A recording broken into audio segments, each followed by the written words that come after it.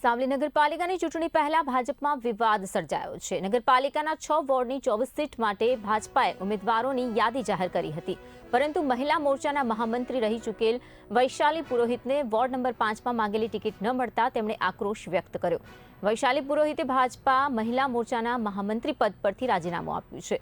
વર્ષોથી ground level પર કાર્ય કર્યા છતાં અવગણના થઈ હોવાનું તેઓ જણાવી રહ્યા છે અને ભાવુકતા સાથે આક્ષેપ કરી રહ્યા છે।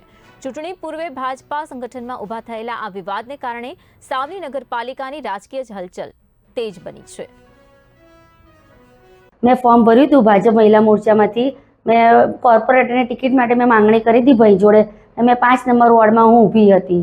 એમાં મને લોકોએ ટિકિટની પહેલાં કીધું મને હું 15 વર્ષથી હું આ સંસ્થામાં હું 15 વર્ષથી હું આ ભાજપમાં કામ કરું છું। કાલે મેં જ્યારે પેલું જાહેરાત થઈ ત્યારે મેં ભાઈને ફોન કર્યો કે ભાઈ મારી ટિકિટ તો કે બેન તમારી ટિકિટનું તો હવે શું કરવાનું એમ એવું કહી દીધું મને લોકો બધાએ। એટલે મેં કાલે રચિતભાઈને મેં મારું મહામંત્રીનું રાજીનામું જે મહિલા મોરચામાં મહામંત્રી હતી એને મેં મારું રાજીનામું આપી દીધું છે। મેં 15 વર્ષથી કામ કરેલું કોઈ જણાયું નહીં ભાજપમાંથી કોઈ વ્યક્તિઓને, તો પછી હવે મારે